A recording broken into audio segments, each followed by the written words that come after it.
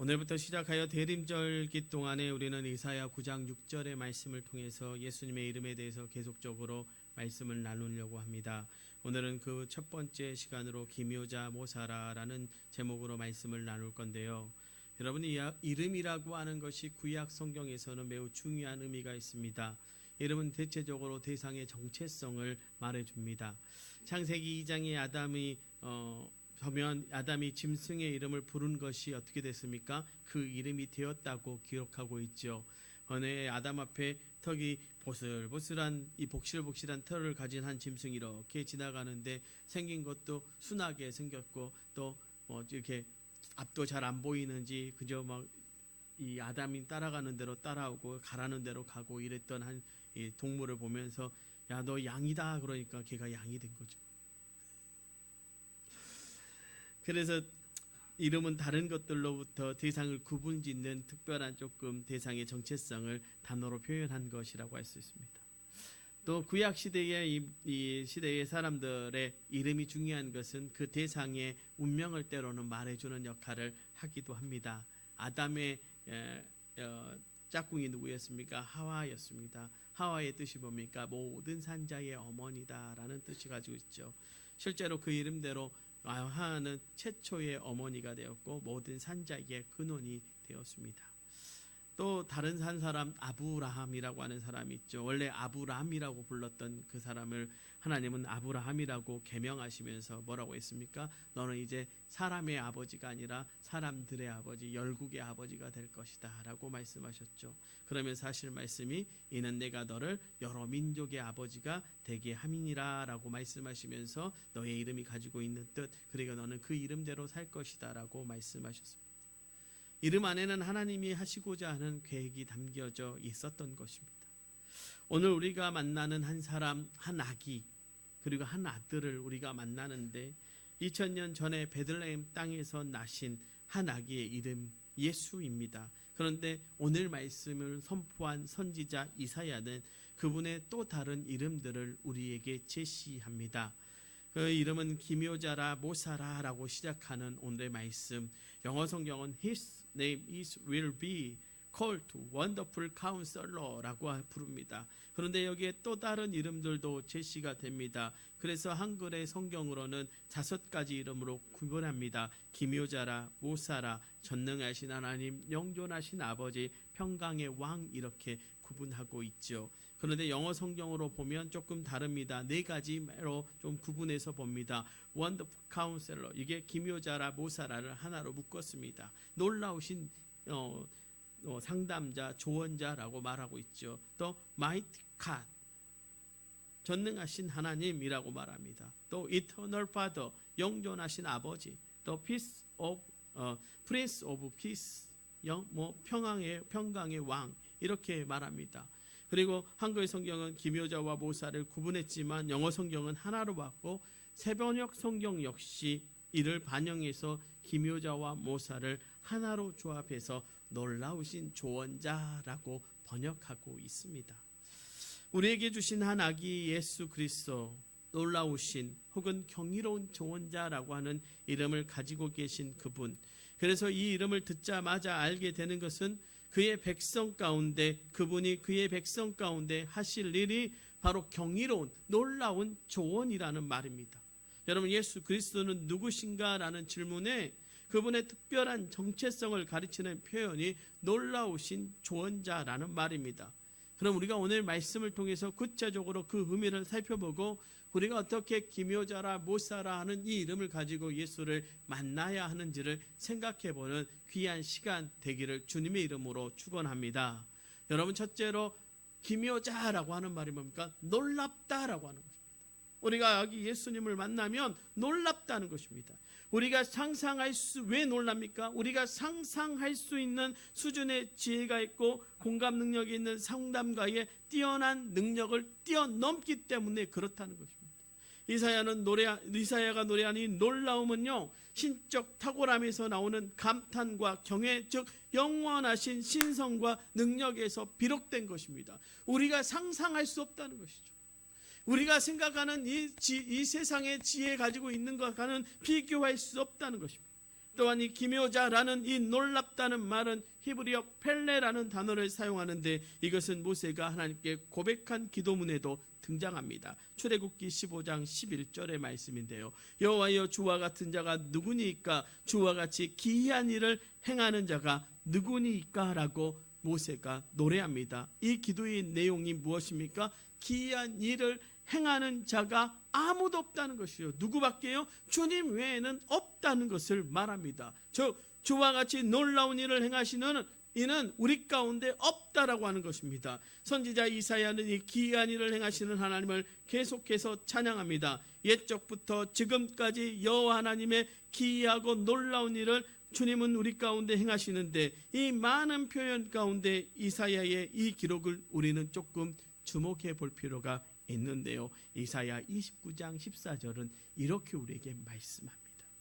그러므로 내가 이 백성 중에 기이한 일, 곧 기이하고 가장 기이한 일을 다시 행하리니 그들 중에서 지혜자의 지혜가 없어지고 명철자의 총명이 가려지리라. 하나님이 가지고 계신 지혜와 지식, 명철은 한이 없습니다. 사실 그분에게서 지식과 명철이 나옵니다.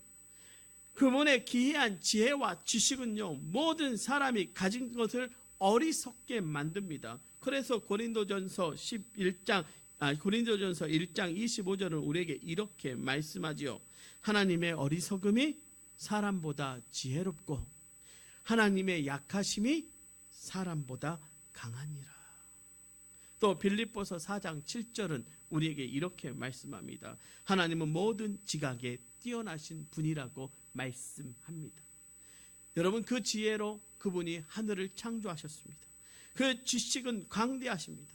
그 지혜가 무궁하십니다 라고 성경은 우리에게 말씀합니다.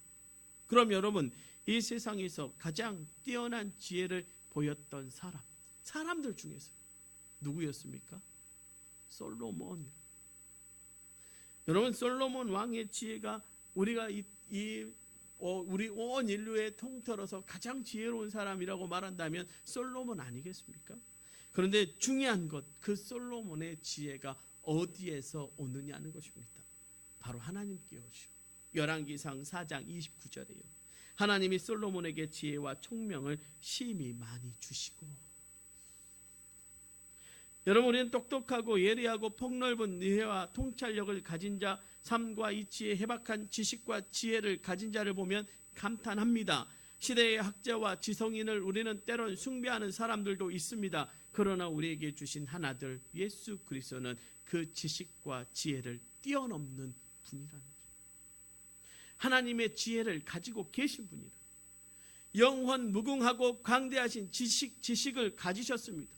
여러분, 놀랍지 않습니까? 그분이 12살 때 어디에서요? 성전에서 연구하는 학자들을 가르치셨습니다. 그들은 다 예수님의 지혜를 놀랍게 여겼습니다. 예수님의 지혜는 솔로몬보다 더 컸습니다. 왜요? 그리스도 예수 안에 지혜와 지식의 모든 보화가 감추어져 있기 때문입니다. 또 나아갑니다. 놀랍다, 그 묘사, 그 모사. 현대인에게 이 모사라는 말이요, 모사꾼이라고 붙여서 모사라는 말이 때로는 부정적인 말로 쓰이기도 합니다만은 사실 그렇지 않습니다. 이 조언자라고 하는 말로 보면요, 말로 거들거나 깨우쳐 주어서 도와주는 사람이라고 하는 뜻을 가지고 있습니다. 실제로 이 모사라를 뜻하는 히브리어 요에츠가 쓰이는 경우를 살펴보면 단지 돕기 위한 말이나 깨우침보다는 더 강한 의미가 있는 것을 우리가 말씀을 통해서 볼 수 있는데, 살펴보면 방침, 계략, 계책, 충고, 계획, 경영, 정하신 뜻, 정하신 계획, 정하신 것 등으로 이 요에츠라고 하는 단어가 사용됩니다. 특별히 이 단어가 왜 중요한가? 바로 하나님과 관련되어 쓰인 경우가 있기 때문에, 하나님께서 정하신 뜻과 계획을 가르칠 때 사용되는 단어가 이 단어였습니다. 여기에 하나님의 조언이 귀한 이유가 있습니다. 그분은 단지 우리의 상황과 환경에 도움이 될 수 있는 어떤 지혜, 말과 깨우침을 주시는 것이 아닙니다. 그분은 참으로 무엇이 진리인지 알고 계십니다. 그리고 그것을 우리에게 정확하게 말씀해 주십니다. 그것이 가능한 이유가 무엇이겠습니까? 그분이 모든 것을 계획대로 이루시는 분이시기 때문에. 에베소서 1장 11절의 말씀이에요. 모든 일을 그의 뜻의 결정대로 일하시는 이의 계획을 따라 우리가 예정을 입어 그 안에서 기업이 되었으니. 쉽게 말하면요, 그분이 길을 아신다는 것입니다. 그분이 왜요? 그분이 길이시기 때문입니다. 그분은 진리를 말씀하신다는 것입니다. 왜요? 그분이 곧 진리이시기 때문입니다. 여러분, 세상에서 발견되는 지혜는 그 길과 진리를 찾기 위해서 먼저 수고하고 많은 과정을 거쳐 축적된 경험과 그 경험에 대한 지식이 있기 때문에 가능합니다. 하지만 그것은 좋은 선택이 될 수 있어도 항상 옳은 것은 아니지요. 우리는 길과 진리를 발견하고 탐구하는 사람이지 그것을 만들어내는 사람은 아니기 때문입니다. 그러나 놀라우신 조언자는 다릅니다. 그분의 조언이 놀라운 이유는 그분 자체가 길과 진리가 되시기 때문입니다. 이렇게 해보면 좋을 거야, 저런 것을 참고해보면 어떨까, 내 생각에 이 길이 더 합리적이고 지혜로운 길 같아라고 말씀하지 않으신다는 것입니다. 그분은 한마디로 이렇게 말씀하십니다. 나를 따르라, 내게 배우라, 내가 곧 길이요 진리요 생명이다. 그거면 된다. 그러면 우리는 이제 어떻게 해야 될까? 우리의 길이요 진리요 생명 되신 그분, 오늘 기묘자라 모사라고 부르시는 그분을 우리는 어떻게 받아들여야 될까요? 사도 바울은 우리에게 이런 말씀을 합니다. 고린도전서 1장 30절에요. 너희는 하나님으로부터 나서 그리스도 예수 안에 있고 예수는 하나님으로부터 나와서 우리에게 지혜와 의로움과 거룩함과 구원함이 되셨으니, 그가 우리의 지혜와 의로움과 거룩함과 구원함이 되셨다라고 말씀합니다. 예수님은 하나님으로부터 나오셨다라고 말합니다. 이 땅에 오신 그분, 놀라우신 조언자로서 우리에게 지혜가 되셨습니다. 우리의 첫 반응은 바로 이것이어야 합니다. 그 이어지는 31절의 말씀이에요. 고린도전서 1장 31절, 기록된 바 자랑하는 자는 주 안에서 자랑하라 함과 같게 하려 함이라. 놀라운 조언자, 기모자, 모사라고 하는 그분을 자랑하라는 것입니다.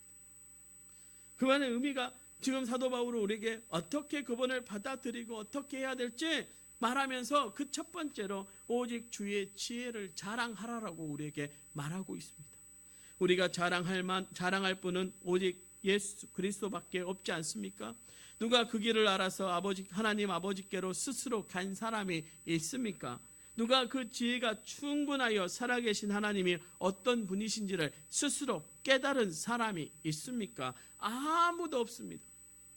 미련하고 어리석은 죄인인 저와 여러분이 하나님을 발견할 수 있게 한 유일한 지혜, 바로 한 아기로 오신 예수 그리스도, 그분이 놀라운 조언자 되어 주실 때 우리는 비로소 하나님 앞에 갈 수 있고 하나님이 누구신지를 알 수 있다라고 하는 것입니다.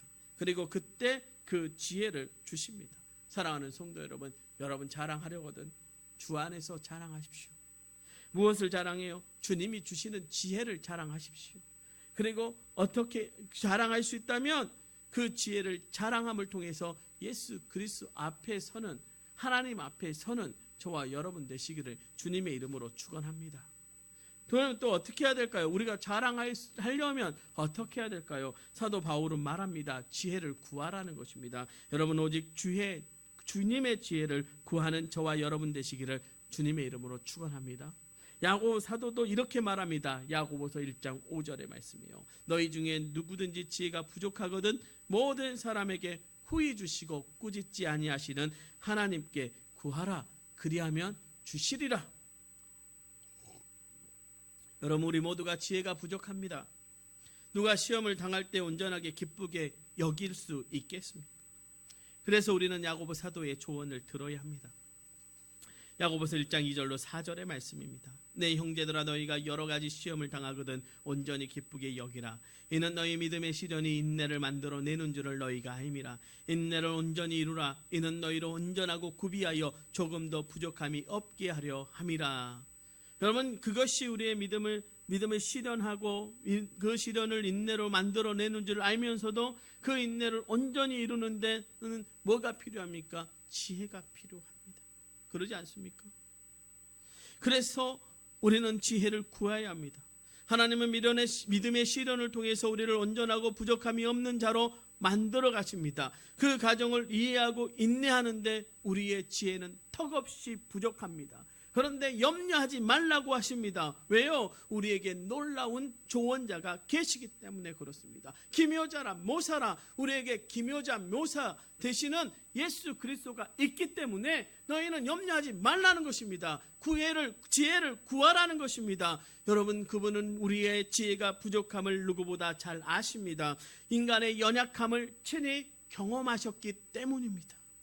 그분은 우리의 부족한 지혜를 채우고도 남으시는 분이십니다. 겸손과 온유로 옷 입으신 그분은 우리에게 기쁨으로 넉넉한 지혜를 부어 주실 것입니다. 구하라, 그리하면 주실 것이다. 놀라우신 지혜로 우리가 맞닥뜨린 모든 환경을 넉넉히 이길 수 있게 하실 것입니다.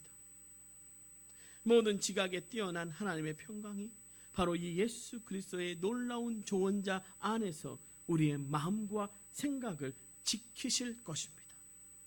오직 주의 지혜를 구하는 저와 여러분 되시기를 주님의 이름으로 축원합니다. 마지막으로 기묘자 모사라 하는 이름이 우리 가운데 이루어지려면 우리는 어떻게 해야 하는가? 오직 주의 지혜를 사모하십시오. 경배하십시오. 여러분, 세상은요 거짓의 아비 마귀의 권세 아래에 있습니다. 하나님이 통치하시지만 하나님은 죄인을 그 죄와 함께 어느 정도 내어 버리셨습니다. 그래서 세상은 온갖 어리석음, 부패, 무지함, 잘못된 판단과 분별이 가득합니다. 여러분, 우리의 삶 역시 어쩌습니까? 존재하는 죄의 현실과 갈등을 겪으며 왜곡되고 뒤틀린 사상과 방식을 쫓는 경향을 가지고 있습니다. 여러분, 어때요? 유치원에 아이를 보내면 제일 먼저 뭐 배우는 줄 아십니까? 욕부터 배워요. 여러분, 외국 사람들이 우리나라에 와서 한국말 배울 때 가장 쉽게 배우는 게 뭔지 아십니까? 욕입니다. 욕.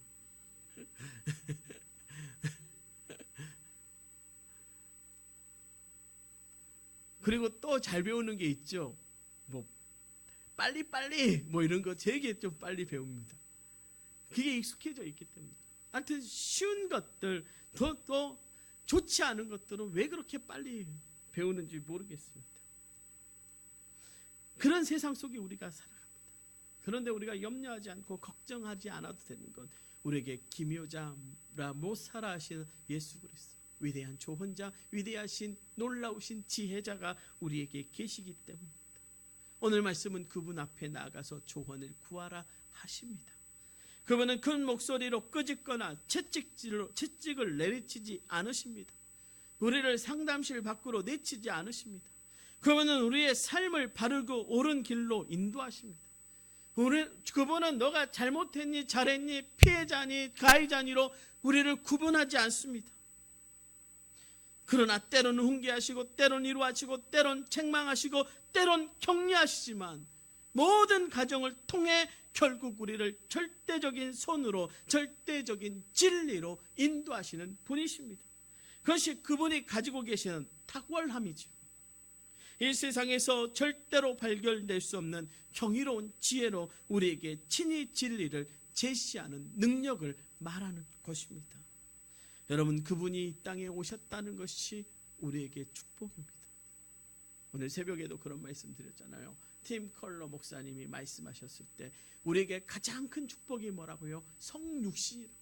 그분이 우리와 같은 옷을 입고 우리와 같은 몸을 가지고 우리가 겪는 고난을 겪고 우리가 느끼는 배고픔을 겪고 우리가 슬퍼하는 슬픔을 깨닫고 우리가 아파하는 그 아픔을 함께 느끼는 그 성육신하신 예수 그리스도가 우리 가운데 오셔서 우리와 함께 하시겠다고 약속하시는 그 약속이 우리에게 가장 큰 축복이고 우리가 이 땅에서 누릴 수 있는 가장 큰 특권이라는 것입니다. 사랑하는 성도 여러분, 그 사랑의 조언자 앞으로 나아가십시다. 그분께 우리의 삶을 다 털어놓고 씨름하는 모든 문제를 내려놓으십시다. 그분만이 우리의 해결자 아니겠습니까? 놀라운 교원자, 놀라운 지혜자라고 우리가 말하면서 그분 앞에 우리는 우리의 속내를 털어놓지 않는다면, 우리의 죄짐을 내려놓지 않는다면 우리는 영원히 그 문제를 지고 가는 죄 많은 사람들 될 수밖에 없다는 것입니다. 사랑하는 성도 여러분, 그분 앞에 다 털어놓으시면 그분이 들으시고 말씀하시고 그분이 우리의 길이요 진리요 생명 되어 주셔서 우리를 인도해 가실 줄로 믿습니다. 누가 주의 마음을 알아서 우리에게 가르치겠습니까? 하나님의 지혜를 가진 자는 이 땅 가운데 아무도 없습니다. 그런데 사도 바울이 이렇게 우리에게 말하더라고요. 고린도전서 2장 16절에 그러나 우리가 그리스도의 마음을 가졌느니라. 그리스도의 마음을 가졌다. 우리 안에 가졌다. 얼마나 놀라운 말씀입니다. 우리가 그리스도의 마음과 지성과 지혜를 소유했다는 것입니다. 이것이 왜 가능한가? 오늘 하나님으로부터 나서 우리가 있는 이곳에 오신 기묘자라 묘사 되시는 예수 그리스도가 우리 가운데 계시기 때문에, 그리고 우리 안에 계셔서 우리의 지혜가 되시기 때문에 가능하다는 것입니다. 사랑하는 성도 여러분, 그 가능의 축복으로 살아가는 저와 여러분 되시기를 주님의 이름으로 축원합니다. 여러분, 한 주간 우리의 삶 가운데 오신 여러분, 이 말씀이 너무 은혜가 됐어요. 한 아기가 우리에게 낳고 한 아들을 우리에게 주신 바, 근데 그분이 기묘자라 모사라라고. 여러분, 이 한 주간 우리의 위대한 조언자 되신, 놀라운 지혜로운 지혜자 되시는 예수 그리스도께 물으면서 어떻게 한 해를 마무리할 것인지, 그리고 새롭게 다가오는 한 해를 준비하며 살아갈 것인지, 주님이 어떻게 우리의 길 되어 주실지 묻는 귀한 한 주간 되셔서 이 한 주간 기묘자라 모사라 되시는 예수 그리스도와 함께 살아가는 저와 여러분 되시기를 주님의 이름으로 축원합니다. 기도하시겠습니다.